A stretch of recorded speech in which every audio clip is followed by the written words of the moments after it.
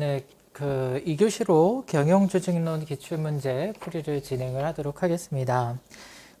오늘 경영조직론 문제는 되게 평이했다라고들 다들 얘기했어요. 경영조직론이 사실을 다들 어려워하시는 문제인데, 평이했다라는 의견들이 많이 있었습니다. 특히 이제 50점짜리 문제를 한번 보시면요. 50점짜리 문제는 좀 당황하셨을 수도 있는데, 사례형 문제가 요즘에 너무 많이 출제가 되고 있어서, 근데 사례형 문제는 제가 말씀드렸다시피 사례형에서 교수님이 사례 썼을 때는 여기서 어떤 사안을 갖다가 적용해 보라는 의도가 들어가 있기 때문에 키워드들을 좀 뽑으실 필요는 있어요. 보면은 사례를 한번 볼게요. 자, 어느 조직이든 조직 목적 달성을 하기 위해서 구성원의 행동을 조정, 통합하는 통제 전략을 필요로 한다. 그래서 대부분의 조직에서는 오치 교수가 제시한 관료적 통제, 시장 통제, 문화 통제 세 가지 방안을 기본으로 해서 통제 전략을 시행하고 있다라고 얘기를 합니다. 자, 사례 A 조직은 교육 서비스 업무를 주로 수행하는 공공기관이다라고 돼 있어요. 그래서 사례에서 A 조직에 관해서 얘기를 할 거기 때문에 A 조직은 어떻대요? 첫 번째는 교육 서비스 업무를 수행하고요. 교육 서비스 업무를 수행한다. 두 번째는 이제 공공기관이에요. 공공기관이다. 자, 공공기관이면은 어떤 특징을 갖고 있을까요? 이 교육 서비스 업무를 봐도 그렇지만 어떤 공익을 추구할 것이고, 공공기관은 보통 대규모 조직이죠. 대규모 조직에 해당이 된다. 자, 그래서 봤더니 A 조직은 어떻게 됐냐면 2019년 1월 최신의 정보통신 기술을 도입을 해서 구성원 업무를 적극 지원하고 있다라고 돼 있어요. 근데 여러분들 여기서 좀 헷갈리셨을 수도 있겠다는 생각이 들어요. 지금 정보통신 기술을 새로 도입을 했습니다. 근데 도입을 했으니까 우리가 3기 때 배웠던 정보통신 기술과 조직구조 요거 쓰라고 하는 거라고 여러분이 착각하셨을 수도 있을 것 같은데, 문제 자체를 보면 그 내용을 갖다가 쓰라고 하는 내용이 나오진 않아요. 그러면 요걸 도대체 왜 썼을까라고 했을 때, 정보통신 기술의 도입은요, 어떤 환경의 변화가 일어나고 있다라는 거를 얘기하기 위해서 써준 것 같아요. 네 번째로 봤더니 또 어떤 게 있었냐면, 구성원의 업무를 적극 지원하고 있는데 A 조직 구성원은 정보통신 기술을 활용해서 재택근무를 하고 있습니다. 재택근무라고 하는 것들을 하고 있다. 근데 여러분들요, 재택근무는 우리가 이것도 단문으로 시험 봤었거든요. 재택근무라고 하는 거의 특징이 뭐였죠? 재택근무는 업무 장소가 달라진다라고 하는 것도 있었지만, 가장 이 재택근무하는 게 뭐예요? 뭐 우리가 출퇴근 시간을 아낄 수도 있다, 이런 여러 가지 장점들이 있었지만, 요거는 가장 대표적인 특징이 기업의 입장에서 봤을 때 뭐가 안 돼요? 감시, 감독이 어려워진다. 그렇죠? 예, 그 다음에 또 뭐도 어려워져요? 업무의 조정도 더 어려워지는 거죠. 요거는 뭐 때문에 나오는 거예요? 요 재택근무가 갖는 대면 커뮤니케이션이 없어지기 때문에 나오는 특성들이 있는 겁니다. 그래서 이렇게 네 가지의 지금 조직 사례에서 이런 특성들을 줬어요. 자, 그 다음에 A 조직은 구성원에 대해서 오우치 교수가 언급한 관료적 통제 방식을 주로 사용을 해왔는데, 코로나19와 같은 불확실한 환경에 대응하기 위해서 새로운 구성원 통제 전략이 필요하다는 것을 인식을 하고 있다. 그래서 사례를 이렇게 딱 주고서는 물음 1, 2, 3을 물어봤습니다. 그래서 카페에 가보니까 어떤 사람이 이거 경영조직론은 물음이 이게 1, 2, 3이고 다른 문제도 물음이 1, 2, 3 막 이렇게 있어가지고 문제를 한 10개 풀었다고 얘기를 하시던데, 이게 다 쪼개져 있어갖고 여러분 쓰시기 힘드실 것 같긴 해요. 근데 제가 이제 모범 답안에는 이렇게 문제 넣어놓지만 여러분들 문제 안 쓰셔도 되고, 답만 바로 쓰시면 됩니다. 첫 번째 봤더니 오우치 교수가 제시한 구성원에 대한 관료적 통제의 주요 요구사항인 특징을 기술을 하고, A 조직이 직면한 코로나19 상황에서는 이러한 통제 전략이 왜 한계를 나타내는지 그 이유를 설명하시오 라고 했습니다. 그럼 보시면 오우치 교수가 얘기한 거를 우리가 좀 알으셔야 되는데, 첫 번째가 이제 조직 통제라고 하는 거를 배우셔야 되잖아요. 조직 통제라고 하는 거는 통제라고 하는 거, 컨트롤이니까 어떤 조직 구성원들의 행동을 통제하는 걸 얘기를 합니다. 근데 이게 이제 여러분들이 이 내용은 어디에 들어가 있냐면 데프트 교수님 책에 보면요. 데프트 교수님의 책에 뭐하고 같이 나오냐면 조직 규모하고 관료제 파트에서 나와요. 파트하고 연결되어 있는 그 부분에 우리가 지금 나온 요 시험 문제가 나와 있습니다. 그럼 관료제 파트에서 왜 나와 있냐면 조직이 계속 커져가요.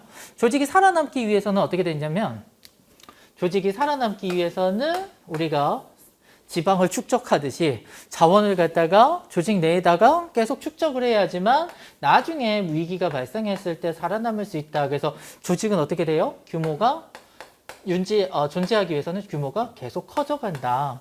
자, 그럼 규모가 계속 커져가면 어떻게 돼요? 사람들이 많아지고 상호관계의 수도 많아지니까 어떻게 되냐면 조직이 하나의 방향으로 나아가기 위해서는 어떤 통제의 필요성이 높아진다라는 거죠.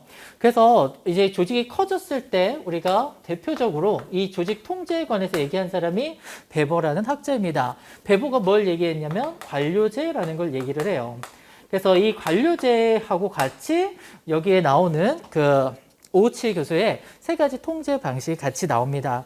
그러면은 이 조직 통제 개념부터 보시면요. 요거는 이제 교재에 나와 있는 건 아니고 1979년에 오우치 교수님이 논문을 썼었어요. 근데 그 논문 내용이 여기 데프트 교수님 책에 실려 있지는 않거든요. 그래서 그 논문 내용을 제가 번역해서 넣은 건데, 자, 조직 통제는 다양한 방법으로 해석이 될 수 있다. 이제 개념 정리를 하고 가려는 거예요. 그래서 조직 내에서 사람 사이의 영향 관계의 합으로 보는 관점이 있고, 그래서 텐덴바움 아놀드라는 학자가 이게 얘기를 했었고, 권력과 동일하게 보는 학자들도 있다. 에치오니는 여러분들 다 들어보셨죠? 그래서 이 권력이라고 하는 게 뭐예요? 사람에게 자기가 원하는 방향으로 행동하도록 영향력을 행사하는 거, 이게 권력이었잖아요. 이것이 조직 통제다.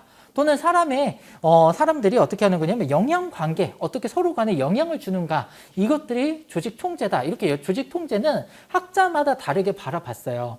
근데 여기에 우리가 오우치라고 하는 이 학자분은요, 우리가 어디에 나와요? 여러분들 어디서 많이 봤어요? 오우치는 제트론적 조직 문화에서 이제 많이 보셨을 것 같은데, 이 오우치 교수님 이제 일본인 교수님인데, 이 오우치 교수님이 어떻게 했냐면 기업을 갖다가 봤어요. 기업을 갖다가 봤는데 한 2년 동안 연구를 했는데 어떤 게 있었냐면, 기업이 지금 이제 여기서 제가 여러분들이 교과서에 안 나오는 내용을 설명하면 제가 다 논문에서 가져왔다 생각하시면 됩니다. 교수님이 쓴 논문이에요. 근데 영어로 돼 있어가지고. 그런데 이 교수님이 한 기업에 봤더니 뭐가 있었냐면 운송 업무를 하는 데가 있었고요. 운송 업무를 하는 곳이 있었고, 창고 업무를 하는 곳이 있었어요. 창고 업무. 자, 근데 운송 업무를 하는 데는 어떻게 됐냐면, 보시면 10만 개의 아이템을 갖다가 운송을 하는데 구매하는 회사가 3,000개예요. 근데 구매하는 부서가 인원이 몇 명밖에 안 돼요? 22명밖에 안 되더라라는 거예요. 근데 반면에 창고 운영은요, 어떻게 되냐면 1,400명의 직원이 있고요. 관리자가 몇 명이래요? 150명의 관리자가 있는 거예요. 관리자가 존재하더라라는 겁니다. 그러면 아니, 운송 업무는 왜 이렇게 사람이 적게 필요한데 창고 업무는 왜 이렇게 사람이 많이 필요해? 라고 하는 거는 도대체 어떤 차이가 있어서 그렇지? 요거를 궁금했던 거예요. 왜냐면 지금 이 관리자가 150명이라 했잖아요. 관리자가. 그럼 관리자가 있다라는 건 뭐예요? 이 사람의 행동들을 갖다가 뭐 하는 거예요? 통제하는 거잖아요. 그래서 여기는 도대체 통제 방법이 어떻게 차이가 있길래 여기는 관리자도 없이 22명이면 되고 여기는 도대체 관리자가 150명에다가 1,400명의 직원이 있어야 되는 이유가 뭐냐, 이걸 갖다가 연구를 해본 겁니다. 그래서 오우치 교수님이 통제 방법을 세 가지로 구분한 거예요. 그래서 이 조직 통제라고 하는 개념을 이제 정의를 내리는데 두 가지 질문에 대해서 대답을 하는 것이 바로 조직 통제다라고 얘기를 합니다. 그래서 첫 번째는 조직 목적 달성으로 이끄는 메커니즘이 무엇이냐. 그러니까 조직이 사람들의 행동을 갖다가 어떻게 하는 거예요? 조직이라고 하는 것에서 이 구성원의 행동은 어디로 가야 돼요? 구성원의 행동은 조직 목표 달성을 하도록 이끌어줘야 되잖아요. 그러니까 이 조직 목표 달성으로 구성원의 행동을 이끌어가는 메커니즘이 무엇이냐라고 하는 게 요거에 대답할 수 있으면 이게 조직 통제에 관한 개념이고, 두 번째는 이런 메커니즘의 설계는 어떻게 개선이 될 수 있고 메커니즘을 설계하는데 한계점은 무엇이냐, 이거를 갖다가 연구를 해보면 통제 방식이 뭐 어떻게 나온다라는 거예요? 세 가지로 나온다라는 겁니다. 그래서 통제 방식이 보면은 관료적 통제,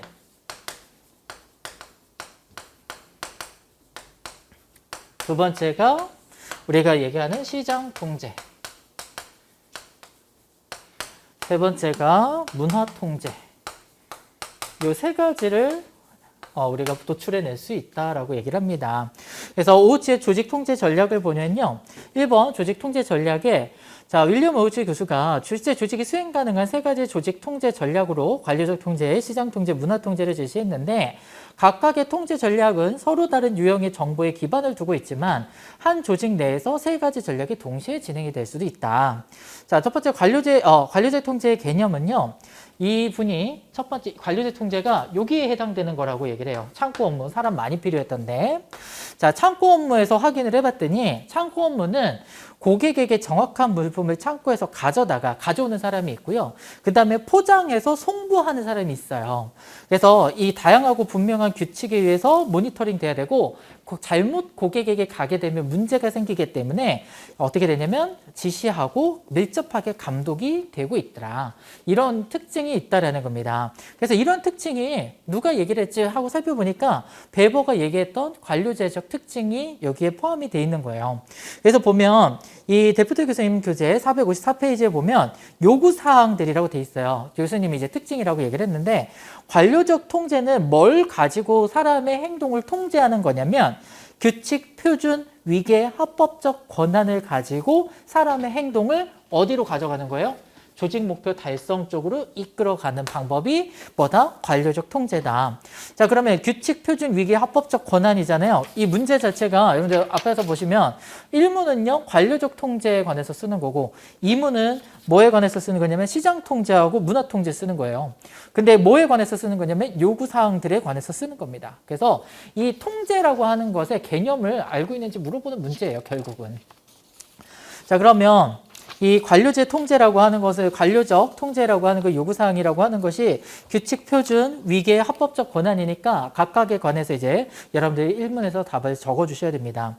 자, 그럼 규칙이라고 하는 거는 뭐냐면 우리가 취업 규칙 들어보셨죠? 취업 규칙. 취업 규칙이 뭐예요? 구성원의 복리생이라든가 업무 수행 방법, 그런 것들을 어떻게 돼요? 문서화한 것들이잖아요. 문서화한 거. 그래서 문서화된 법이나 규칙, 규제 등을 통해서 업무 수행을 통제하는 걸 얘기를 합니다. 그래서 여러분들이 요것들은요, 뭐를 생각하시면 되냐면 베버의 관료제적 특징을 생각을 해보시면 돼요. 베버의 관료제는 여러 가지 특징이 있었죠. 첫 번째가 뭐에 의해서 운영이 된다? 사람의 개인적인 성향이 아니라 모두 다 문서에 의해서 업무가 수행된다. 그리고 수행된 건 어떻게 돼요? 수행된 것도 문서로 기록을 남기도록 돼 있죠. 왜냐하면 권한을 남용하지 말라고.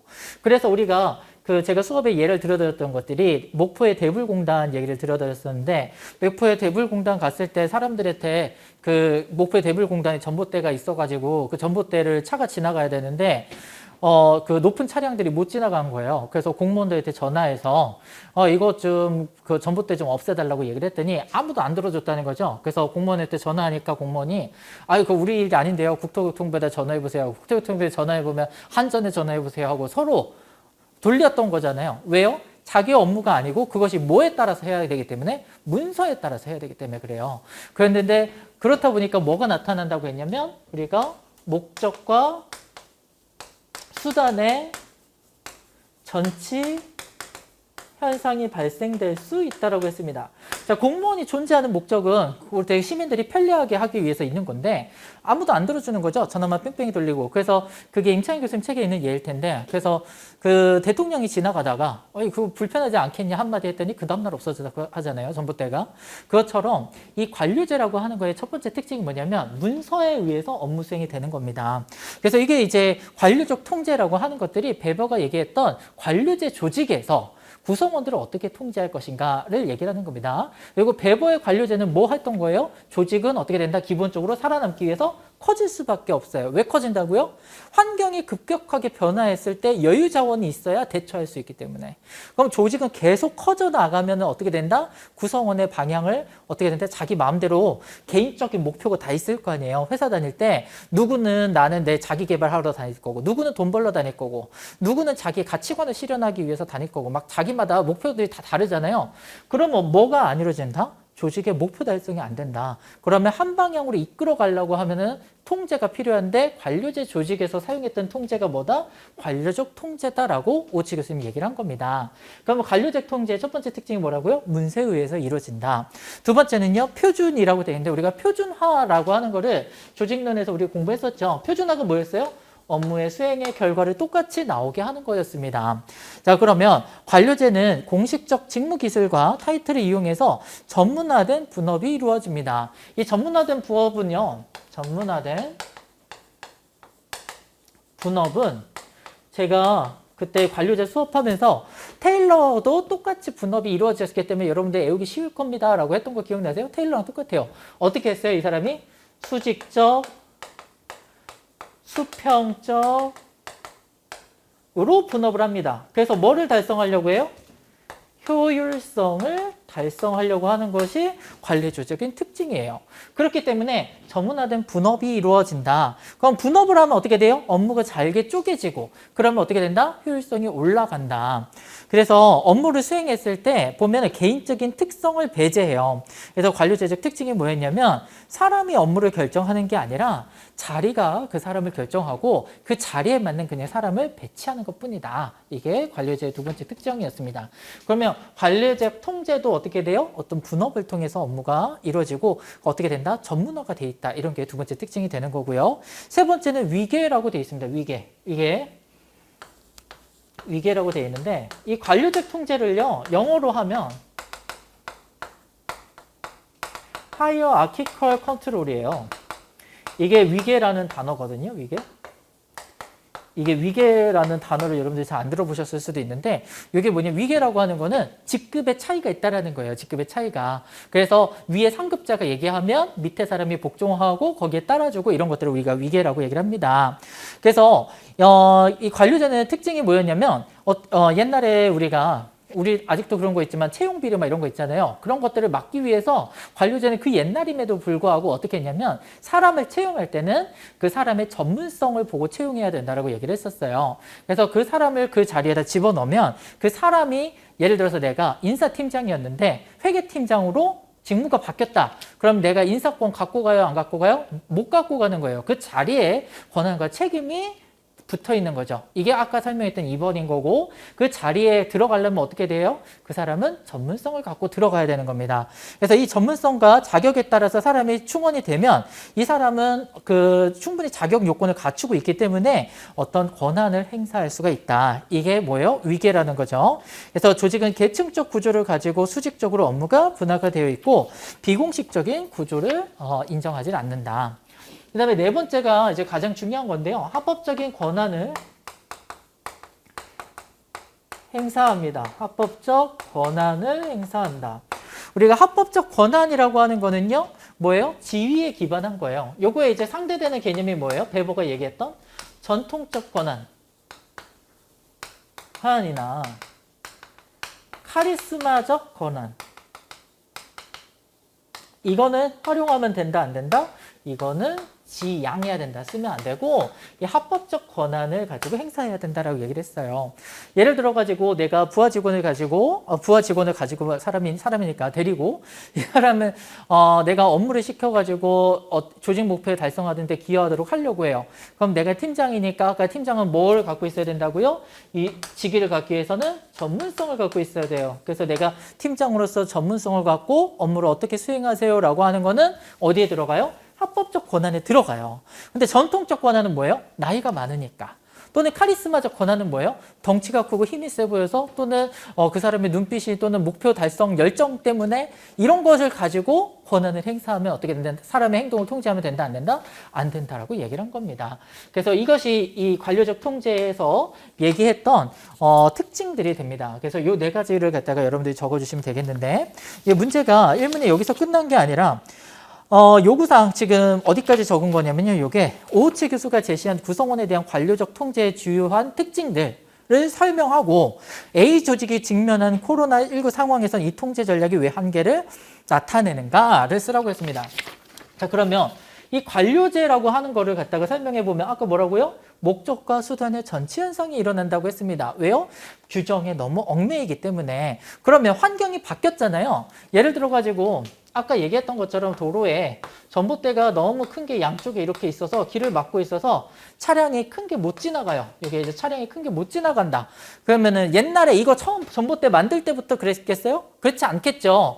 어떻게 된 거냐면 이 전봇대를 만들 때는 굉장히 높은 차량이 화물 차량이 지나갈 일이 없었는데 어떻게 된 거예요? 큰 화물 차량이 지나가게 된 거잖아요. 그럼 이런 환경 변화에 어떻게 돼요? 잘 적응을 못 하는 거예요. 관료제가. 이 관료제라고 하는 것이 여러분들이 조직론 공부하실 때 이게 어떤 학자는 어떻게도 얘기하냐면 조직론의 그 조직 설계의 발달은 관료제에 대한 비판과 개선부터 시작이 된다고 얘기를 합니다. 그런 얘기가 나올 만큼 우리가 테일러의 과학적 관리법하고 베버의 관료제라고 하는 거는 굉장히 성공한 그 조직 설계 기법이에요. 그래서 군대라든가 정부라든가 하는 모든 우리 전 세계에 있는 정부나 군대 같은 것들은 다 뭐를 기반으로 만들어지고 있었어요? 관료제를 기반으로 하고 있고 아직도 그래요. 뭐냐면 어떤 복무라든가 복종회라든가 위계라든가 하는 것들을 갖다가 만들고 그 다음에 규정을 만들어서 어떻게 돼요? 착착착 진행하는 효율성을 달성하려고 하는 것들은 큰 조직이면 큰 조직일수록 어떻게 돼요? 아직도 관료제로 활용을 하고 있습니다. 근데 이제 요즘 우리가 여기서 이제 좀 더 발전하면은 민간 기업들은 뭘로 가요? 민간 기업들은 요 관료제에서 뭐로 바뀌었어요? 다 관료제에서 자율적 작업팀이라든가 뭐 홀라크라시 조직 구조라든가 네트워크 조직 구조라든가 아니면 매트릭스 조직 구조라든가 뭐 이런 식으로 해서 환경에 적응 잘할 수 있도록 민간 기업들은 변화가 가요. 하지만 아직도 큰 조직들은 관료제를 활용을 하고 있어요. 그래서 이 관료제라고 하는 것은 중요한데 코로나 상황이라고 하는 거예요. 우리가 앞에서 봤던 요 상황인 거예요. 요 상황. 아까 큰 차가 안 지나갔다가 이제 지나가게 된 것처럼 환경에 변화가 나타났습니다. 환경에 변화가 나타났다는 뭐예요? 정보통신 기술이 도입돼서 환경이 바뀌었다. 그 다음에 뭐가 안 돼요? 지금 여기 보면은 위계라는 게 있었잖아요. 전문성을 가진 위의 상급자가 업무를 어떻게 하라고 수행을 하라고 명령을 하면 거기에 따라서 수행하라고 했는데 업무를 지시 명령하려면 감시 감독을 해야 되잖아요. 근데 감시 감독이 어떻게 돼요?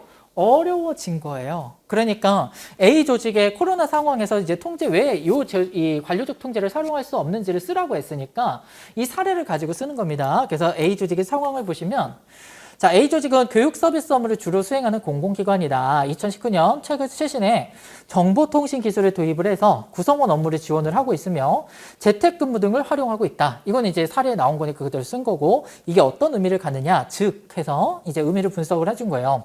자, 조직에서 사용하는 업무 수행의 방법, 기술이 변화했다. 두 번째 뭐가 있어요? 전통적인 감시 감독의 방법을 쓸 수가 없어요. 그래서 제가 요 재택근무를 단문으로 우리가 풀었을 때 요즘에 하고 있는 사례 설명드렸죠. 재택근무를 할 때 요즘에 재택근무 대기업들 되게 많이 해요. 코로나 때문에. 그래서 거의 대기업들 보면은 타노스 근무제라고 해서 반씩 안 나와요. 그래서 재택근무자를 보면은 반은 출근해 있고 반은 안 나와요. 그래서 자리를 한 사람만 없어도 좀 넓게 뛸 수가 있으니까. 그러면 다 집에 있단 말이에요, 절반은. 근데 그 집에 있는데 노는지 안 노는지 모르잖아요. 실질적으로 아기를 보고 있을 수도 있고 아니면 은행 갔다 오는 사람도 있고 하니까 기업들이 뭐를 했어요? 그래서 노동부 그 가이드 보면은 마우스를 몇 초에 한 번씩 움직여야 된다. 막 이런 그 프로그램들을 해놓거나 아니면은 화상으로 해서 사람들을 항상 직무 시간 중에는 화상 켜놓고 있어라. 화상캠으로. 그래서 뭐 이런 식으로 통제를 하려고 하거든요. 그런 것들을 여러분들 보시면은 옛날에 이 재택근무상 옛날에는 직접 만나 있고 회사에 나와 있으니까 커피를 마시러 가든 뭐 불러가지고 얘기를 하든 할 수가 있었는데 재택근무는 그게 많이 불가능해진 거예요. 근데 여러분들 노동부 가이드 봐도 어떻게 돼요? 업무가 집에서 이루어지는 만큼 어느 정도의 자율성을 보장해줘야 된다. 그래서 문제가 됐던 게 예를 들어서 회사에서 업무하다 말고 은행 갔다 왔어요. 이거 징계 처리할 수 있냐. 이런 것들을 막 회사에서 물어봤거든요. 노동부가 안 된다고 얘기하잖아요. 이러니까 어떻게 되냐면 이 재택근무하는 거 자체가 어떤 특성을 가진 업무만 돼요? 첫 번째가 자율적으로 업무 수행이 가능해야 돼요. 두 번째는 어떻게 돼요? 다른 사람하고 상호작용이 크게 필요 없는 업무들이어야 돼요. 그래서 내가 업무를 한 다음에 다른 사람이 그 업무를 이어서 한다거나 내가 업무를 하는 데 있어서 다른 사람들하고 회의를 해야지만 되는 경우에는 이 재택근무들이 많이 어려워지고 있다는 거죠. 그래서 이 A 조직의 상황의 재택근무라고 하는 거는 뭐가 중요해요? 자율적 업무 수행 능력이 중요해요. 그래서 그 체크를 해놔야 돼요. 자율적 업무 수행 능력이 중요하다. 그래서 여기 보면은 감시 감독이 어려워졌기 때문에 자율적 업무 수행 능력이 중요하다. 자, 이런 문제들 때문에 뭐가 안 된다는 거예요? 관료적 통제 방법이 안 된다라고 여러분들이 적어주시면 되겠습니다. 그래서 자, 소결 그 내용 쭉 읽어보시고요. 소결에 보면 A 조직의 6페이지의 소결 3번 보면 A 조직의 경우에는 관료적 통제를 지속하는 경우에 구성원들은 상급자의 지시나 새로운 규정이 없이는 업무에 소극적으로 임할 가능성이 크다. 그죠? 왜냐면 자기가 업무 책임 안 지려면 근거를 문서로 남겨놓는 게 관료제의 특징이었기 때문에 또한 재택근로로 인해서 커뮤니케이션이 제한되기 때문에 업무 조정이 더 심해지게 되므로 새로운 통제 방식이 요구가 되고 있다. 이렇게 정리를 하면 되겠습니다. 그래서 1문이 끝났고요. 그러니까 지금 1문은 뭐였냐면 A 조직의 특징을 보고서 관료적 통제 설명하고 요 관료적 통제가 왜 안 되는지 써라. 요거였어요. 자, 두 번째는 이제 시장 통제하고 우리가 문화 통제라는 걸 이제 설명을 하라고 한 건데 아까 제가 뭐라고 했냐면 창고 업무가 있고 운송 업무가 있다고 했어요. 요 창고 업무에서 오우치 교수님이 뭘 생각을 했다고요? 아, 여기 이렇게 많이 필요한 거는 뭐 때문에 그렇다? 업무적인 특성 때문에 그렇다. 고객에게 물건을 가져와서 갖다 주는데 정확하게 가야 되기 때문에 그런 것들을 몇 번씩 필터링을 해야 되더라. 그렇다 보니 이 업무적 특성 때문에 이런 관료적 통제가 필요하다라고 했는데 그럼 이 운송 업무는 왜 22명 갖고 운영이 되느냐? 요걸 설명한 게 이 시장 통제입니다. 자, 운송 업무에 관해서 7페이지에 보면요. 자, 시장 통제 개념이라고 되어 있는데요. 시장 통제는 가격 경쟁을 통해서 사업부의 산출물 또는 생산성을 평가하고자 할 때 발생이 됩니다. 그래서 경영자들은 가격과 수익을 비교해서 기업의 효율성을 평가하기 때문에 가격은 효율적인 통제 수단이 된다. 이게 윌리엄슨의 거래비용 이론의 개념을 좀 차용을 해온 거예요. 그래서 논문에 봐도 그 내용이 나와 있긴 한데 이게 데프트 교수님 책에 보면 이렇게 적혀 있어요. 여러분들 이해가 잘 안 가요. 시장 통제는 가격 경쟁을 통해서 사업부의 산출물 생산성을 평가하고자 할 때 발생된다. 경영자들은 가격과 수익을 비교해서 기업의 효율성을 평가하기 때문에 가격은 효율적인 통제 수단이 된다. 이렇게 적혀 있는데 읽어도 잘 뭔 말인지 모르겠죠. 이 말 무슨 뜻이냐면 지금 구매 대리인들이 있어요. 구매 대리인들이 있는데 이 구매 대리인들은 어떻게 해요? 이 시장 통제를 활용하는 경우에 구매 결정을 갖다가 할 때 경쟁 입찰이라는 방법을 활용합니다. 이 경쟁 입찰을 하면 어떻게 돼요? 가장 저가로 할 수가 있어요. 그러니까 지금 이 시장 통제라고 하는 거는 여기 요구 사항을 보면 가격, 경쟁, 이 특징이 교환 관계예요. 교환 관계. 뭐냐면 가격을 최저로 하는 거예요. 최저로 하도록 하는 거예요. 그럼 최저로 하려고 하니까 어떻게 돼요? 입찰을 붙여요. 이런 식으로 해서 행동을 통제하는 겁니다.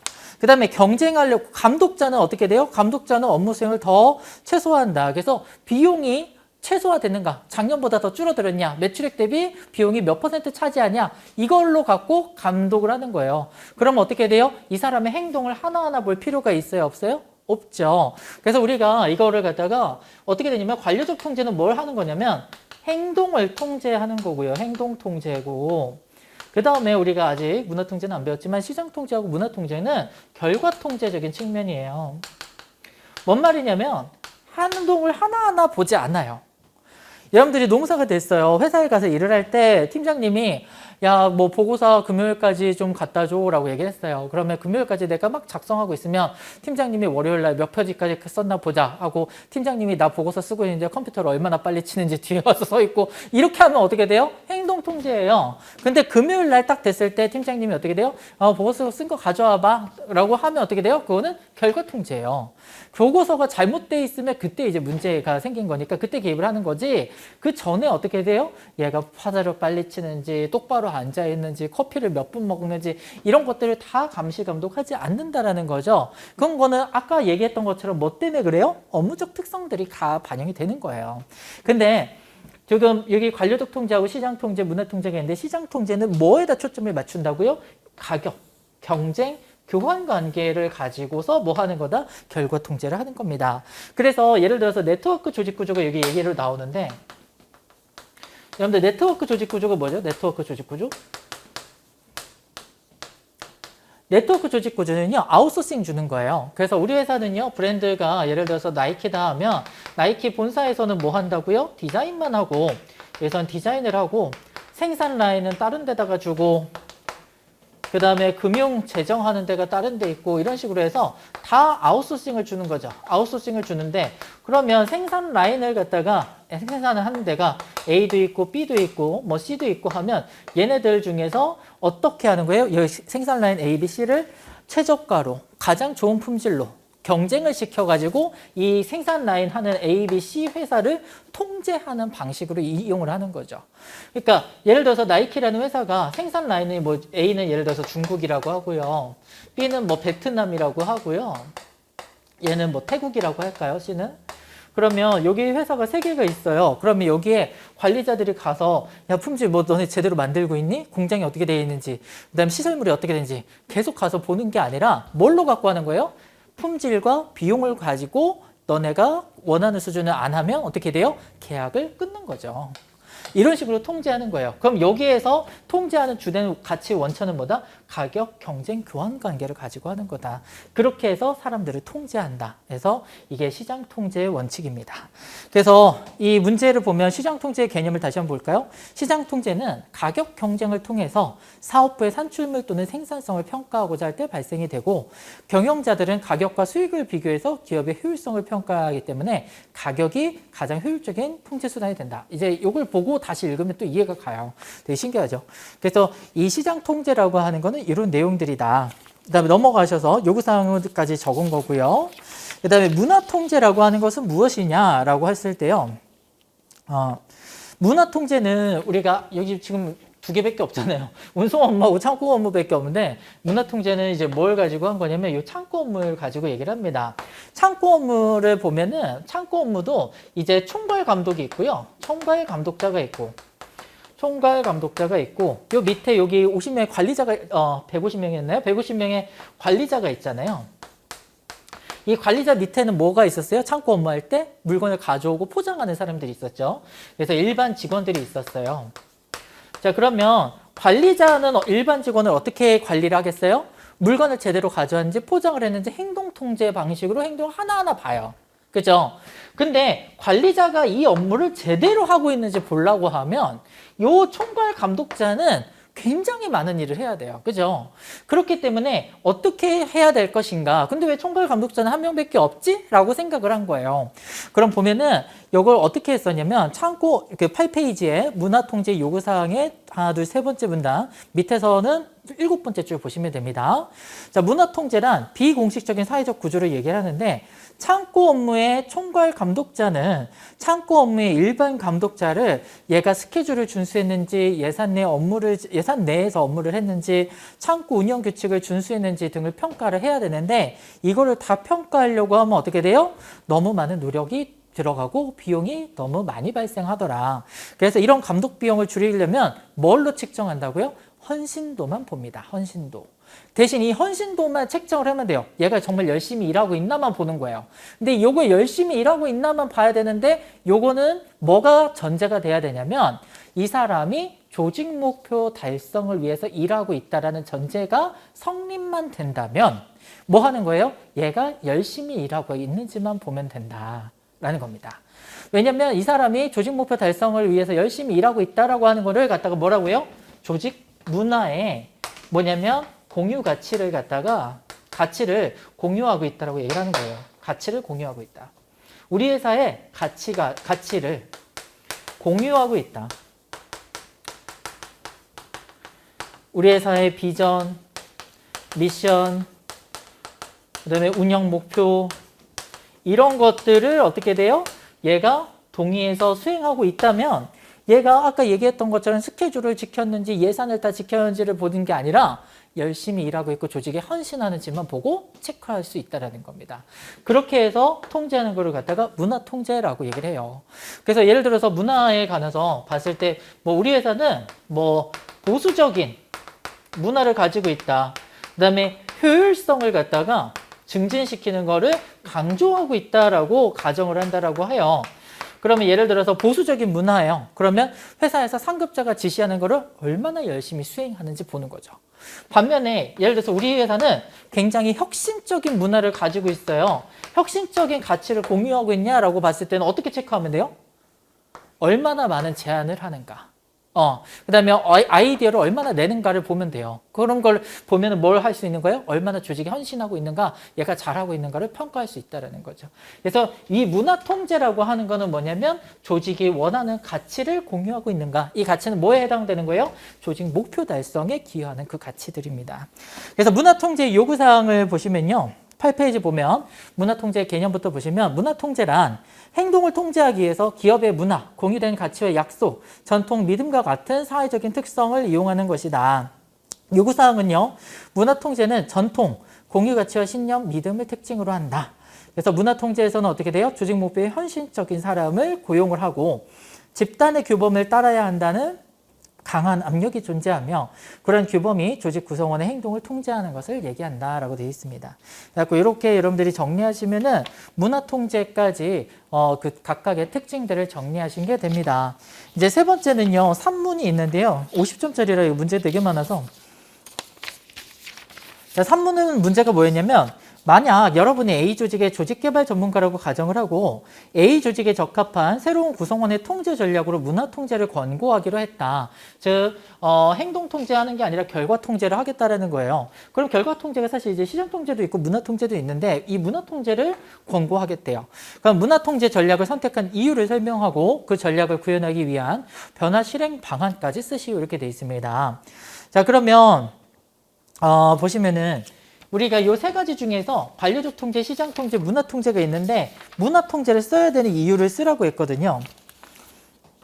그래서 제가 이제 계층적 통제하고 분권적 통제라는 걸 써놨는데 요거는 이 세 가지랑 똑같은 건데 요건 전략이고요. 여기서 제가 9페이지에 써놓은 계층적 통제하고 분권적 통제는 뭘 하는 거냐면 경영자가 갖는 통제 전략에 대한 관점이에요. 관점. 그래서 아까 설명했죠. 여기가 이제 행동 통제에 해당되고 여긴 결과 통제에 해당된다고 했잖아요. 이 행동 통제에 해당되는 관점이 계층적 통제고 그 다음에 요 결과 통제에 해당하는 관점이 뭐냐면 분권적 통제입니다. 여기 좀 지울까요?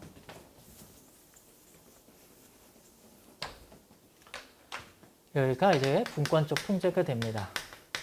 요거는 뭐냐면 경영자가 갖는 관점이에요. 관점. 요건 이제 전략이고 여기에 해당되는 건 이제 전략.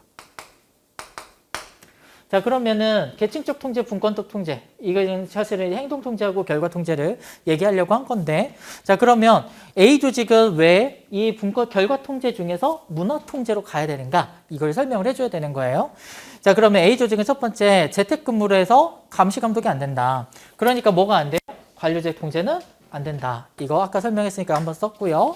두 번째는 기업 특성 중에서 뭐가 남아있냐면 공공기관이고요. 교육 서비스 업무를 하고 있어요. 그죠? 그러면은 우리가 시장 통제는요. 요구사항이 뭐였어요? 시장 통제 요구사항이. 가격, 경쟁, 교환 관계예요. 이거를 가지고 교육을 통제할 수 있느냐. 그 다음에 공공기관인데 공익을 추구하는데 가격을 갖고 해야 되느냐. 민간 기업이면 돈 벌어야 되니까 이걸로 통제하겠지만 지금 공공기관하고 교육 서비스 업무를 하는데 이 시장 통제를 쓸 수가 없는 거죠. 뭐 때문에? 요구사항이 매칭이 안 되기 때문에. 그래서 동그라미 2번에 A 조직은 관료 공공기관이므로 시장 경제 원리에 따라서 경제성을 충시하는 시장 통제는 적합하지가 않다. 그래서 문화 통제는 뭘 가지고 한다고 했죠? 공유 가치 가지고 한댔죠? 공유 가치가 여기서 뭐예요? 공익적인 거잖아요. 공익은 사람들이 쉽게 몰입할 수 있는 거기 때문에 이 문화 통제가 적합하다. 이렇게까지 정리해 주시면 되겠습니다. 그 다음에 전략을 구현하기 위한 변화 실행 방안이 있는데요. 요거는 어떤 거 쓰셔도 돼요. 저는 이제 교과서 중에서 데프트 교수님 교과서에 있는 내용을 가지고 왔습니다. 근데 이 데프트 교수님이 얘기한 거 보면 첫 번째가 위기감 조성, 두 번째가 변화를 이끌어갈 지도부 구성, 세 번째가 변화를 위한 비전과 전략의 창출, 네 번째가 변화 요구에 적합한 아이디어의 발굴, 변화 담당 팀의 구축, 아이디어 챔피언 양성인데 이거 뭐에 가지고 쓰신 거냐면 호터의 8단계 전략 갖고 쓴 거예요. 지금 이 전략을 구현하기 위한 실행 방안이라고 하는 거는요. 지금 쓰는 게 전략을 구현하기 위한 실행 방안이에요.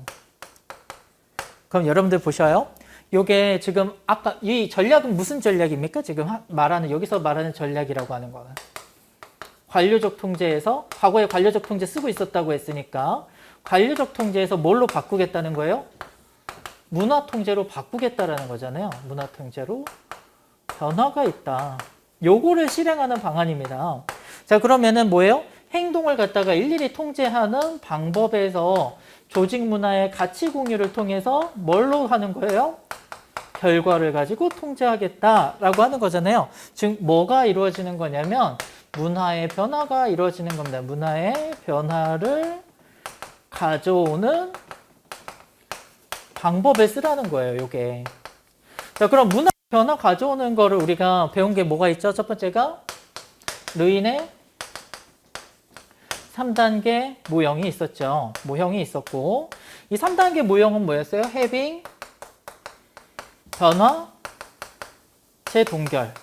요 내용을 쓰시면 돼요. 이거 저희 3기 때 문제로 르인하고 코터의 3단계, 르인의 3단계하고 코터의 8단계 비교하라는 거를 단문으로 봤기 때문에 여러분들 그 내용 중에서 반쪽씩 가져오면 돼요. 이거 써도 되고 코터의 8단계 모형을 써도 돼요. 모형을 써도 돼요. 근데 여러분들 이게 잘 주의하셔야 되는 게 변화 모형이고요. 저항 극복 모형 아니에요. 저항 극복 모형이 아니다. 주의하셔야 돼요. 저항 극복 모형도 있었고 변화 모형도 있었죠. 저항 극복 모형은 아니다. 그래서 이 둘 중에서 아무거나 써주셨으면 됩니다. 그리고 지금 제가 이 답안지 가져온 거는 데프트 교수님이 쓴 거예요. 이 데프트 교수님이 쓴 거는 뭐 갖다 쓰신 거냐면 코터의 8단계 모형을 가져다가 본인의 의견을 섞어가지고 쓰신 거예요. 그렇기 때문에 여러분들 이 내용으로 쓰셔도 무방해요. 교수님 교과서에 그대로 있는 거기 때문에. 그래서 밑에 있는 내용들은 제가 그 코터의 8단계 모형 설명했던 대로 똑같습니다. 사람이 어떤 변화를 하려고 하면 저항한다고 했죠. 저항의 이유가 뭐였죠? 첫 번째, 개인적으로 봤을 때는 새로운 거를 두려워하는 경향들이 있다. 또 어떤 것들이 있었어요? 자기가 어떤 기득권을 가지고 있었으면 그 기득권을 잃을까 봐 두려워한다. 이런 문제들 때문에 사람들은 변화가 있으면요, 잘 변화에 순응하려고 하질 않아요. 그래서 어떻게 했었어요? 첫 번째는 변화를 이끌어갈 사람들을 만들어줘야 된다라고 했었고, 루이는 첫 번째 뭐라고 했었냐면 여기 보면 해빙이라고 있잖아요. 해빙이 뭐였죠? 해빙의 뜻이 뭐였어요? 첫 번째는 저항을 갖다가 약화시키고 뭘 높인다고 했죠? 압력을 높여주는 거. 요걸 갖다가 우리가 해빙이라고 했었잖아요. 그러니까 첫 번째는 위기감을 조성한다라고 돼 있는데 이 위기감 조성은 뭐에 해당되는 거예요? 압력을 높여주는 거죠. 그래서 변화를 해야 되는데 우리가 지금 변화하지 않으면 조직이 망할 수도 있어. 이런 식으로 해서 위기감을 높여주는 것을 활용을 해야 된다. 두 번째는 변화를 이끌어갈 지도부를 구성해서 변화를 갖다가 알아서 이제 변화해봐라 라고 하면 아무도 하지 않기 때문에 이거를 기획하고 하는 사람들을 따로 만들어줘야 돼요. 그래서 그게 2번이고요. 그 다음에 보면은 변화는 목표를 정해줘야 되는데 그게 뭐다? 비전과 전략 창출이다. 이게 3번이 되고요. 변화를 하는 방법에 코터에 보면 뭐가 있었냐면 소규모 변화부터 해야 돼요. 전사적인 변화를 하면 사람들이 모든 게 한꺼번에 바뀌니까 거기에 저항도 더 세겠죠. 그러니까 소규모의 변화를 하고 그 소규모 변화로 인해서 뭐가 달성되면 성과가 창출되면 그거를 홍보하고 그 나머지 이런 것들을 보여준 다음에 그런 사람들이 아 이게 이런 식으로 변화하니까 장점이 있구나. 그러면 다른 사람들도 따라할 수 있게 만들어줘야 된다. 그런데 뭘 보고 따라하냐 하면 정해줘야 될 게 비전과 전략 창출이라고 말씀을 드렸었습니다. 자, 그 다음에 네 번째는요. 변화 요구에 적합한 아이디어를 발굴하는데 5번하고 같이 보시면 태스크포스와 같이 어떤 팀 같은 것들을 만들어줘가지고 어떤 팀들이 그 변화를 갖다가 창출하는 데 주도적인 역할을 수행하도록 하고 그 다음에 새로운 아이디어들을 갖다가 낼 수 있는 아이디어 챔피언을 양성하는 것도 활용할 수가 있다. 이게 이제 데프트 교수님의 내용입니다. 이거 쓰셔도 되고 제가 얘기했던 노인의 3단계 모형 써도 되고 쿼터의 8단계 모형 쓰셔도 되고 요거는 어떤 걸 쓰셔도 무방할 것 같습니다. 대신 뭐는 쓰셨어야 돼요? 산문은 여기서 관료통제, 시장통제, 문화통제가 있을 때 지금 문화통제로 가야 되는데 1번하고 지금 이유를 쓰라고 했잖아요. 그럼 문화통제라고 하는 것은 우리가 여기에 보면 요구사항이 전통, 공유 가치와 신념, 믿음이 이제 요구 사항이잖아요. 전통과 공유 가치와 신념.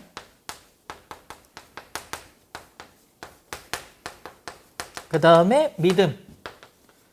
이게 뭐예요? 요걸 가지고 통제를 할 수 있다라는 거예요. 그러면 A 조직은 요걸 갖고 통제하는 게 시장 통제, 관료적 통제보다 훨씬 더 효과가 좋을 거예요. 라고 쓰시는 방법이 있을 수 있고 그 다음에 1, 2번은 아니면은 1번하고 2번이 적합하지 않아요. 이렇게 쓰시는 방법이 있을 수가 있습니다. 그래서 여러분들이 요거는 이유를 꼭 서술해 줘야 산문이 제대로 답이 나오게 됩니다. 그래서 50점짜리 문제를 풀어봤고요. 잠깐만 칠판을 지우고 계속 하겠습니다.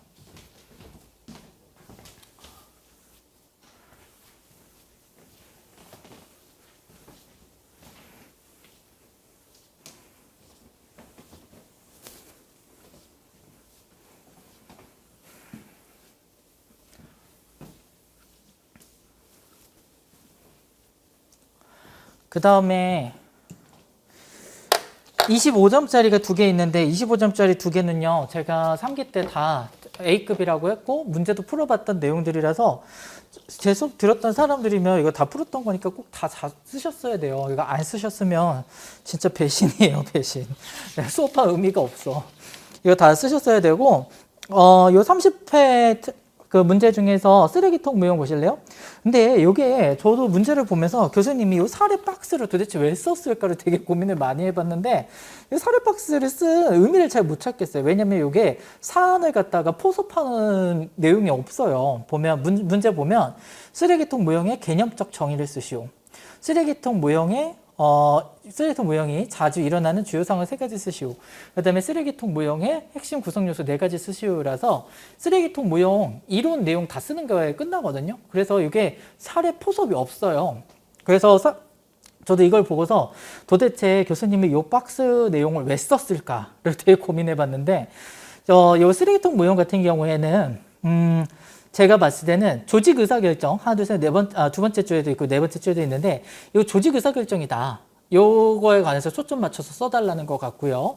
두 번째는 이 쓰레기통 무형이 지금 사이몬의 바늘 이론이라든가 올슨이 이제 합리적 의사결정 모형이라든가 사이몬의 바늘 이론을 비판하면서 했기 때문에 거기다 포커스 맞춰서 좀 써달라 이 정도로밖에 해석이 안 되더라고요. 뭐 여긴 사원 포섭이 없어요. 그래서 여러분들 그 문제 보고 분석할 때 여기는 다른 것도 마찬가지예요. 켈레 공변 모형도 교수님 문제 내는 취향이신 것 같아요.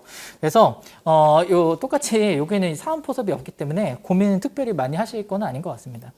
그다음 쓰레기통 무형은요. 보시면 1번 문제는 개념적 정의를 쓰시오라고 되어 있는데 쓰레기통 무형의 개념은 쓰레기통 무형은요. 우리가 그 조직 이론 분류에서 봤을 때 그 마치의 쓰레기통 무형이라고 하는 것들은 카오스 이론에 들어가요. 카오스 이론이 뭐냐면 사람이라고 하는 거는 우리가 이 경영학을 연구할 때 기본적으로 어떤 가정을 가지고 가냐면 이성적이다. 합리적이다. 이런 가정을 갖고 해요. 여러분들 조직을 설계했어요. 내가 팀장님이에요. 팀장님이면은 조직 구성원들을 갖다가 이끌고 갈 때 조직 목표 달성을 위해서 조직이 발전하도록 갈 거라는 가정을 하잖아요. 뭐 이렇게 또라이가 있어가지고 놀고 먹고 놀자판이로 막 이렇게 뭐 불법을 저질러야지 이런 사람도 있을 수 있지만 연구할 때 기본 가정은 뭐예요? 이 사람은 합리적이고 이성적이고 조직을 위해서 열심히 노력할 거야 라는 가정을 갖고 하는 것처럼 의사결정을 해요. 우리가 마트에 가서 케첩을 사요. 그럼 케첩을 살 때 어떨 거라는 가정을 해요? 동일 품질이면 가격이 저렴한 거, 그 다음에 자신의 맛에 입맛에 맞는 거를 살 거라고 하고 가는 거죠. 근데 실질적으로 사람의 행동을 보면 그렇게 하느냐라는 거죠. 그렇지 않다라는 거예요. 그래서 제가 예를 들었던 게 최후 통첩 모델이라는 거 설명을 한번 드렸던 적이 있어요. 엄마가 10,000원 주고 동생하고 형하고 나눠 가지라고 했는데 동생이 노하면 형도 못 가져요. 그렇게 됐을 때 형이 얼마를 나눠 가져야 동생이 오케이를 해줄까라고 하는 게 있었는데 형이 얼마 이상 가져가면 동생이 노한다고요? 동생 입장에서 봤을 때는요. 내가 10원이라도 받으면 내가 노하면 난 얼마요? 0원. 그죠? 그러니까 나한테 형이 9,999원 가져가고 1원을 줘도 나는 어떻게 하는 게 이익이에요? 오케이 해야 이익이에요. 근데 사람들은 어떻게 한다? 7,000원이 넘어가기 시작하면 형이 7,000원을 넘게 가져가면 노해버린다라는 거예요. 그렇다 보니 3,000원이나 받을 수 있는 이익이 있는데도 노한다라는 거죠. 사람은 감정적이고 특히 의사결정할 때 있어서 케첩을 사러 갔어요. 케첩 사러 갔는데 가격이 다 비슷비슷한데 수백 개가 있어요. 그럼 어떻게 해요? 그냥 가까운 데 있는 거 집어 갖고 온다라는 거죠. 사람의 행동이 이성적이라고 가정하고 연구를 해봤는데 실제로는 그렇지 않더라는 거예요. 조직에서는 더 많다라는 거죠. 조직이 이 조직은 발전하기 위해서 좋은 자원을 들여오기 위해서 노력할 거라고 생각했는데 이상한 짓들을 하더라는 거예요. 그거는 어떻게 돼요? 이론으로 분석이 안 된다. 그거를 갖다가 설명하고 싶어서 만드는 이론들이 카오스 이론들인데 쓰레기통 모형은 거기에 들어가는 이론입니다. 그래서 이 쓰레기통 모형이라고 하는 거는 왜 이런 문제들이 발생하느냐? 도대체 뭐 때문에 이렇게 의사결정을 하지? 라고 하는 거를 설명을 해줘야 돼요. 그래서 단기적 관점에서는 합리적인 것 같지만 장기적 관점에서 보면은 비합리적인 의사결정을 내리는 경우도 있고 그 다음에 이러한 장기적 관점에서의 의사결정 과정을 가장 잘 설명해주는 모델이 바로 쓰레기통 모형입니다. 그래서 쓰레기통 모델은 어떤 문제들이 있냐면 의사결정에 참가하는 사람들의 선호가 일관적이지 않고 그러니까 예를 들어 가지고 그 의사결정하는 사람이 CEO인데 이 사람이 스톡옵션을 받았느냐 아니면 이 사람이 성과를 장기적으로 내야지 성과급을 받는지 아니면 단기적으로 내야 성과급을 받는지 아니면은 이 사람이 내년에 쫓겨나는지 아니면 한 3, 4년은 더 하기로 해되었는지 이런 것들에 따라서 사람 의사결정에 참가하는 사람들이 너무 다양하고 두 번째는 가능한 대체안들에 대해서 모르며 있어요. 이거는 여러분들 제가 합리적 의사결정하고 비합리적 의사결정 제한적 합리적 의사결정을 설명할 때 했었는데 우리가 합리적 의사결정을 하지 못하고 비합리적 의사결정을 한다고 했어요. 제한된 합리적 의사결정. 이게 뭐예요? 아까 나왔던 사이먼의 바늘 이론이죠. 왜 이런 제한된 합리적 의사결정을 한다고 했어요? 첫 번째는 정보가 없어요. 내가 케첩을 사러 갔는데 케첩이 어떤 맛인지 내가 수백 종류인데 다 모른다. 그래서 품질을 알 수가 없고 그 다음에 이 정보를 갖다가 비교할 수 있는 능력이 안 돼요. 그 다음에 내가 선택을 했을 때 선택의 결과를 대안별로 선택의 결과를 다 도출해낼 수가 없다. 그렇기 때문에 어떻게 한다고요? 제한된 합리적 의사결정을 한다라고 봤던 겁니다. 이 내용이 같이 들어오는 거예요. 그래서 여기 보면은 가능한 대체안들에 대해서 몰라요. 예를 들어서 조직이 비정규직을 정규직으로 바꿔야 된다라고 했을 때 비용이 너무 많이 들어가요. 그러면 어떤 대안들이 있니? 라고 물어봤을 때 대안이 도대체 몇 개가 있는지 도대체 어떤 방법을 해야 되는지 어떤 방법을 했을 때 비용이 적게 드는지 어떤 부가적인 문제들이 발생할 수 있는지들 다 알아낼 수가 없다. 그래서 문제마다 굉장히 독특하기 때문에 이 문제의 독특성으로 인해서 해결 방안을 모색하기가 어렵다라고 했습니다. 이런 독특한 성격을 갖고 있는 문제를 우리가 뭐라고 했죠? 비구조적 문제들이라고 얘기를 했었어요. 했었습니다. 그래서 문제를 해결하기 위해서 투입할 시간 역시 일정하지 않다라고 했어요. 자, 문제가 중요한데 시간이 짧아요. 그럼 어떻게 한다고 했죠? 시간이 짧은 경우, 문제가 중요한데 시간이 짧으면 우리가 보통 직관적 의사결정을 하고, 시간에 여유가 있으면 어떻게 돼요? 합리적 의사결정을 하기 위해서 대안을 충분히 검토해 본다라고 했었습니다. 그래서 이러한 것들 때문에 집단이 의사결정을 내리는 상황은 매우 불확실하다는 점을 강조를 해서, 집단의 의사결정을 하는 거는 쓰레기통에서 뭐 하나가 맞아서 꺼내지는 것과 같다라는 비유로 쓰레기통 모형이라는 의사결정 모형이 나왔다라고 해서 개념 정리를 해준 겁니다. 자, 아까 말씀드렸죠. 쓰레기통 모형은요, 어떤 의사결정이라고요? 조직의 의사결정 모형이에요. 그래서 쓰레기통 모형의 의사결정이 필요한 경우는 제가 이 문제에 없는데도 넣어놓은 이유가, 이거는 사실 여기 1, 2, 3, 4간 요거 설명하고 기준 갖다 설명하면은 요것만 갖고도 한 페이지 넘게 쓸 수 있어요. 거의 2페이지 쓸 수 있는데, 여러분들 그걸 다 쓰시는 건 아니고, 쓰레기통 모형은 예를 들어서 문제인식에 대한 합의성과 해결 방안에 대한 합의성이 모두 적은 것을 얘기합니다라는 개념적으로 써주라는 뜻이에요. 제가 이거 넣어놓은 건. 문제인식에 대한 합의성은 뭐예요? 어떤 게 문제인지에 관해서 구성원들이 동의할 수 있느냐. 그 다음에 해결 방안은 어떤 게 가장 좋은지에 관해서 동의할 수 있느냐가 모두 다 안 되는 경우. 문제가 너무 많았어요. 도대체 어떤 거 먼저 풀어야 되는지도 안 되고, 이 문제를 어떻게 풀어야 되는지도 모르겠고, 이럴 때 뭐가 이루어진다고요? 조직 내에서는 쓰레기통 의사결정 모형이 이루어진다. 이렇게 해서 개념 정리를 해주시면 되겠습니다. 자, 그 다음에 쓰레기통 모형의 의사결정이 자주 일어나는 상황 3가지를 쓰라고 했는데요. 이게 이제 조직화된 무질서라고 설명을 했습니다. 그래서 코헨과 마치하고 올슨이 매우 불확실한 상황을 조직화된 무질서라고 불렀습니다. 이걸 무정부 상태라고도 얘기를 했었고요.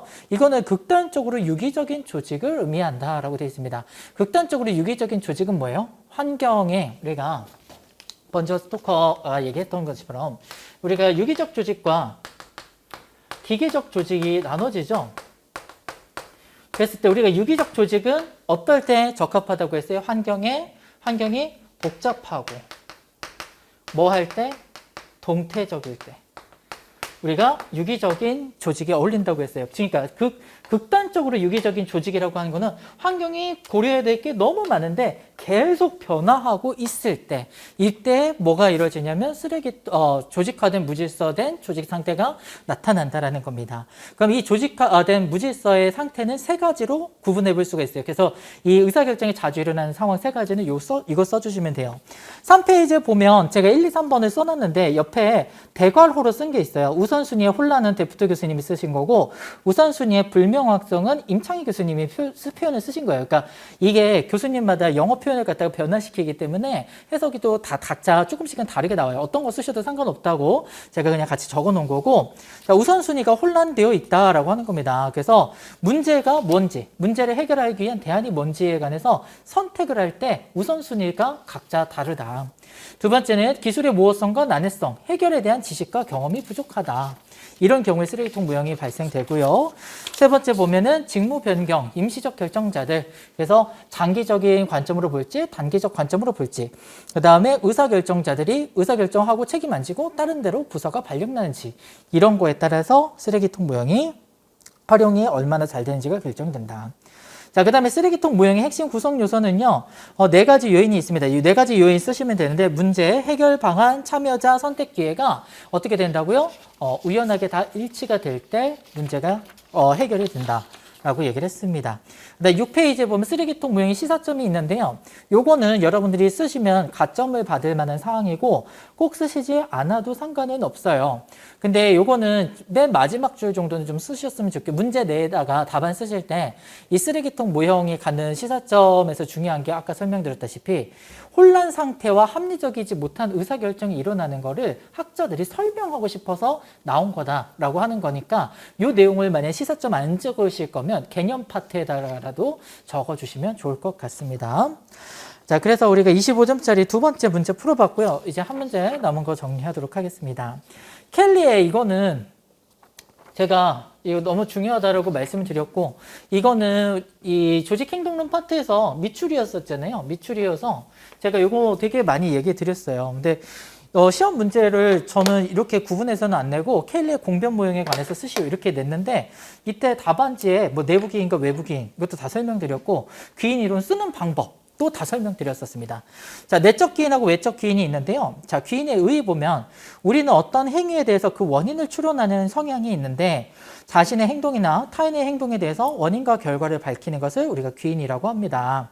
그래서 귀인 이론에 대한 하이더가 자, 귀인을 갖다가 내부 요인에다가 하면은 내부 기인, 외부 요인에다가 하면 외부 기인이라고 얘기를 했는데 자, 그럼 내부 기인은 뭐고 내적 기인은 뭐고 외적 기인은 뭐냐라고 했을 때 내적 기인은 뭐예요? 그 사람의 능력, 기술, 성격과 같은 본질적 속성에 의한 것으로 이해하려고 한다라고 했어요. 본질적이란 말은 뭐예요? 나하고 분리할 수 없는 거를 얘기해요. 본질적이라고 하는 거는. 그러니까 내가 갖고 있는 성격, 내가 갖고 있는 기술, 능력 이런 것들은 나하고 분리할 수가 있어요? 없어요? 없어요. 이런 거에다가 귀인하는 건 뭐라고요? 내적 귀인이다. 여기 문제가 예도 쓰라고 했기 때문에 종업원이 업적이 낮아요. 그러면 원인이 뭐다? 내 능력이 부족했구나. 이렇게 하는 건 내적 귀인이다. 외적 귀인은 뭐냐면 과업의 난이도나 타인의 도움과 같은 이 업무가 일어난 외부 상황에 원인이 있는 것으로 파악하려는 것을 얘기를 합니다. 우리 환경에 대해서 배웠던 거 기억나세요? 조직 파트에서 환경을 배웠었는데 환경을 갖다 어떻게 정의했었냐면 조직이 어떻게 하냐면 통제력을 발휘할 수 없는 것들을 우리가 외적 환경이라고 했었거든요. 뭔 말이냐면 외적 환경에 보면 과업의 난이도, 타인의 도움을 갖다가 내가 마음대로 변화시킬 수 있어요? 없어요? 없어요. 그런 것들 거기에다가 귀인시키는 뭐다? 외적 귀인이라는 겁니다. 자, 그러면 로즈바움이라는 학자가 이거를 갖다가 구분하는 이유가 여러 가지가 있어요. 우리가 귀인이라고 하는 거는 어디 파트에 들어가냐면 이게 이제 상급 파트는 지각에 들어가죠. 지각에서는 어디에 들어가요? 대인 지각에 들어가요. 대인 지각에 들어간다. 이게 사례에 들어가 있어요. 대인 지각에 들어가는데 대인 지각이라고 하는 건 뭐예요? 지각이라고 하는 거는 오감을 통해 가지고 받아들인 정보를 해석하는 과정이에요. 받아들인 정보를 해석하는 과정이다. 그래서 우리가 이걸 어떻게 하냐면 선택, 지각이라고 하는 건 세 가지 과정을 거친다고 했는데 선택, 조직화, 해석이라는 세 가지 단계를 거쳐서 이루어진다고 했었어요. 그래서 이 사람에 대한 정보를 받아들여서 내가 해석을 해야 되는데 사람에 대한 정보는요 보여요 안 보여요? 이 사람이 성실한지 얘가 능력이 출중한지가 보여요 안 보여요? 안 보여요. 그래서 아까 얘기했던 역량을 보면 고성과자에 뭘 갖고 판단한다고 했어요? 행동 패턴을 가지고 한다고 했거든요. 이 대인지각도 결국 마찬가지입니다. 사람의 행동을 보고 그 사람에 대한 해석, 판단이 이루어진다. 그러면 요거는 인사노무관리에서는요, 이 해석이 뭐가 되는 거예요? 우리가 선발할 때, 사람을 선발할 때도 쓸 수 있고, 면접할 때, 선발이니까 면접할 때, 그 다음에 뭐 할 때도요, 이 사람이 S를 받아야 될지 A를 받아야 될지 이런 평가할 때 쓴다라는 거죠. 그러면은 요런 것들을 할 때 제대로 이루어지기 위해서 뭐가 돼야 돼요? 대인 지각이 제대로 이루어져야 된다. 그래서 그러면 이 지각이라고 하는 것이 대인 지각을 할 때, 이 귀인이라고 하는 거는 뭐예요? 원인이 뭔지 보는 건데 원인을 갖다가 봤더니 내적인 게 있었고 외적인 게 있었어요. 내적인 거는 뭐 어떻게 해요? 통제가 내가 가능한 거고 나와 분리가 돼야 안 돼요? 분리가 안 돼요. 외적인 건 통제가 불가능합니다. 통제가 불가능한 거고 나와 분리시킬 수 있어요. 그렇기 때문에 어떤 특징이 있냐면 나와 통제가 가능하다라고 하는 거는 내가 실패를 했으면 어떻게 돼요? 내가 더 열심히 노력해야지 할 수가 있어요. 노력을 기우는 걸 뭐라고 하냐면 우리가 동기부여라고 합니다. 동기부여 효과가 있을 수가 있어요. 하지만 내하고 분리가 될 수 있는 거하고 분리가 내적은 나와 분리 안 되고 이건 분리되는 거죠. 그래서 나와 분리가 내적인 건 안 되잖아요. 그래서 이 사람이 실패를 했다 하면은 이 사람이 실망을 하게 된다. 내적에 기인을 하면. 그럼 어떻게 돼요? 어떤 긍정적 심리 특성이 아니라 부정적 심리 특성을 갖게 됐기 때문에 어떤 부정적 심리 특성을 가지면 업무에 도움이 안 돼요. 그래서 실망하게 되지만 이 외적으로 기인하게 되면 어떻게 돼요? 실망을 하지 않게 되죠. 뭐 나하고 관련 없는 거니까. 여기는 동기부여가 되지만 이쪽은 이제 동기부여가 되지 않는 경향이 있다. 이걸 이제 설명을 해주면 좋을 것 같아요. 그래서 제가 이 밑에 있는 로즈바움의 행동 내지 사건에 대해서 원인의 가능성을 추가해서 분석들을 제시했다 이걸 적은 거예요. 그러니까 귀인이라고 하는 거를 갖다가 여러분들이 아, 내가 이거 아는 거 나왔다 해서 귀인을 딱 쓰고 끝나면 안 돼요. 왜냐면 이 귀인이라고 하는 요거를 배우는 원인들이 있을 거 아니에요. 이걸 도대체 우리가 공부를 왜 했냐, 요거를 갖다가 좀 밝혀줄 수 있으면 좋고 남들과 다른 것들을 써줘야 고득점이 나온단 말이에요. 자, 그래서 로즈바움 같은 경우에도 보면은 여기다 추가로 한 게 뭐가 있냐면 내적 귀인 하면 뭐라고요? 동기부여가 되고 어떻게 해요? 실망도 해요, 사람이. 근데 여기 보니까 내적 기인도 두 가지로 나눠지네요. 어떻게 나눠진대요? 능력이라는 것도 있고 노력이라는 것도 있어요. 내가 능력이 부족해서 실패했니? 또는 노력을 안 해서 실패했니? 두 가지가 있다는 거예요. 근데 내적 기인의 원인을 갖다가 두 가지로 이렇게 구분을 해봤을 때 내적 능력 같은 경우는 어떻게 된다? 변동시키기가 어려운 거. 얘는요, 변동이 쉬운 거예요. 자, 그러면 동기부여 시킬 때는요, 어떻게 해야지 더 잘 된다고요? 이런 것들이 더 변동이 쉬우니까 노력을 하면 어떻게 돼요? 내가 금방 성공할 수 있다. 이렇게 생각을 하기 때문에 이 변동성에 따라서 어디에다 귀인하냐에 따라서도 달라질 수 있다. 이런 내용들을 추가를 해놨습니다. 그래서 만약에 내가 관리자예요. 동기부여를 시킬 때 어떻게 돼요? 성공을 했으면 어디다 해줘야 돼요? 동기부여 시켜야 되니까 내적 귀인 시켜줘야 돼요. 만약에 내 부하 직원이 성공했다, 업무를 잘했어요. 야, 그럼 너 이번에 노력을 많이 했나 보다. 또는 네가 이번에 능력이 많이 올라갔네? 이런 식으로 해줘야 이 사람이 어떻게 돼요? 동기부여가 되고. 만약에 실패했어요. 실패했는데 내적인 요소에다가 했어요. 너 노력을 안 했구나 이런 식으로 하면 이 사람이 어떻게 돼요? 실망하게 돼요. 차라리 어떻게 하는 게 낫다고요? 외적인 환경 요소에다가 귀인을 시켜줘야지 동기부여하는 데 도움이 된다. 이런 내용들을 추가해 줄 수 있으면 가점사항이 될 수 있을 거라고 생각이 됩니다. 자, 그 다음에 켈리가 제시한 귀인 열정의 요소 세 가지를 쓸 필요가 있는데요. 자, 귀인의 기준이 세 가지가 있어요. 그래서 코베리안스 모델, 이 켈리의 공병무용은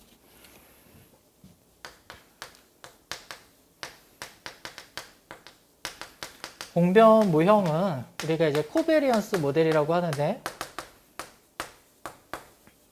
또는 우리가 큐빅 모델이라고도 얘기를 합니다.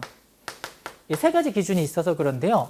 이 각각의 세 가지 기준이 코베리언스라는 뜻이 공변이라고 하는 뜻이 뭐냐면 어떤 기준의 하나가 바뀌면 기속이 달라진다라는 거예요. 쌍으로 나타난다라는 뜻으로 우리가 공변 모양이라고 씁니다. 그래서 이 기준은요, 세 가지 다 쓰셔야 돼요. 일관성, 일치성, 그 다음에 특이성을 갖다가 쓰셔야 됩니다. 그럼 여러분들 보시면요, 이게 일관성, 일치성,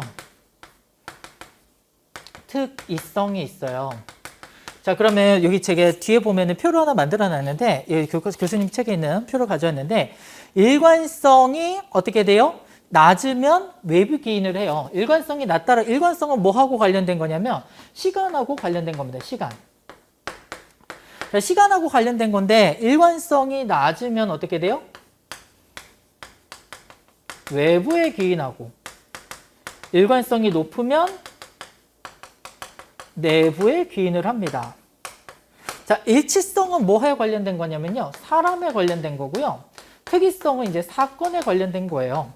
자, 이거를 갖다 정리를 하면 보세요. 자, 외부 기인할 거냐, 내부 기인할 거냐, 여태까지 설명드렸죠. 이거는 뭐와 관련되는 거고요. 동기부여를 어떻게 싣을 것이냐, 행동의 원인이 어떻게 되냐, 사람의 심리 생태를 어떻게 할 것이냐를 결정하는데 중요한 요소예요.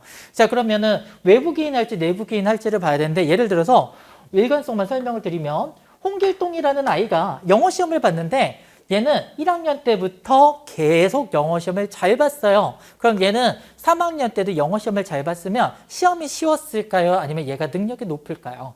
능력이 높겠죠. 왜냐하면 시간적으로 어떻게 돼요? 일관성이 높으면 어떻게 된다? 내부, 즉 사람의 능력에 귀인할 것이다 라는 거예요.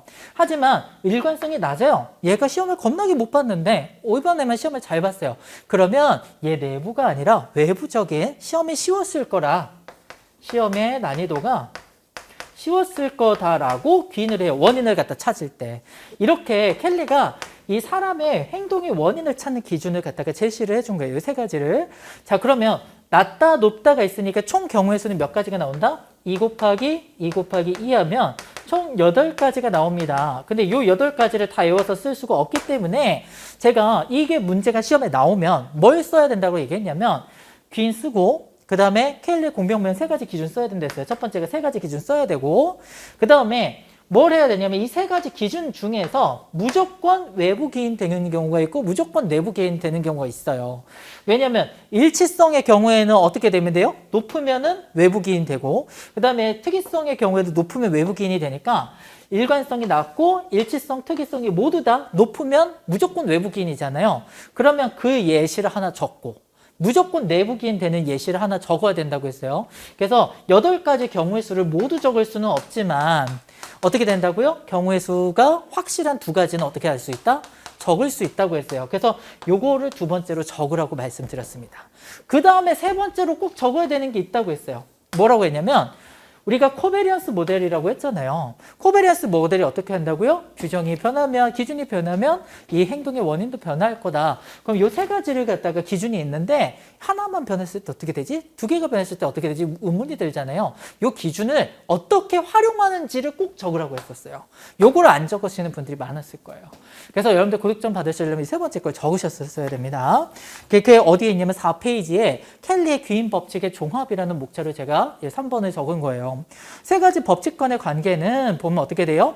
3가지 법칙을 별개로 적용하는 게 아니라 종합적으로 사용한다. 이 문구가 하나 들어가야 되고요. 그 다음에 이론의 적용이라고 했을 때는 이 이론의 적용은 요 2번째 걸 적은 거고 3번째 시사점을 보면 귀인을 위한 공변무용은 이론적인 타당성은 인정이 되지만 어떻게 된다고요? 이걸 논리적으로 모형화를 시켰을 뿐 실제에서는 적용이 어렵다. 여러분들이 밑에 보면 제가 5페이지에 그리는 표가 있는데 이 표는 여러분들이 그리실 수 있으면은 참 좋고, 그리지 못해도 글로 좀 충분히 설명해 두셨다면, 제가 이 표가 있기 때문에 앞에 이 로마자 2번의 켈리의 기인 법칙의 종합을 좀 간단하게 쓴 거거든요. 그래서 이거를 갖다가 좀 자세하게 쓰실 수 있으면, 됩니다. 그래서 이렇게 정리를 하시면 여러분들이 25점짜리 정리가 되겠습니다. 시험을 잘 보셨으면 좋겠어요. 잘 그랬으면 좋겠고 시험 문제가 저도 이제 답안을 갖다가 그래도 이 경영조직론은 문제 2개를 특 A급으로 뽑아서 우리 시험 봤던 거 25점짜리 2개는 거의 똑같이 찍어드렸어요. 그래서 마음이 좀 불편함을 덜었는데 50점짜리 문제는 찍을래야 찍을 수가 없어요. 이제 왜 찍을 수가 없냐면 보셔요. 사례형이잖아요. 사례를 어떻게 찍어요? 사례형이기 때문에 찍을 수가 없고 여러분들이 이제 문제가 지금 문제를 분할하거든요. 특징이. 그러니까 옛날에는 25점 분량짜리를 냈어요. 그러니까 25점 분량이 되는 거를 냈는데 요즘에는 어떻게 내냐면 25점을 잘라요. 10점, 15점, 8점, 7점 잘라버리니까 이제는 어떻게 되냐면 옛날에 문제를 찍는 방법이 25점 분량을 다 단문으로 뽑아요. 뽑은 다음에 기출됐던 거를 빼요. 그 중에서 요즘에 이슈가 있는 거, 트렌드가 있는 거, 학계에서 논의가 되는 거 이런 것들을 뽑아서 알려드리는데 이젠 그걸 뽑을 수가 없어요. 왜냐면은 문제를 너무 잘라버리니까 25점 분량으로 내는 게 아니라 진짜로 이제 시험 범위가 전범위예요.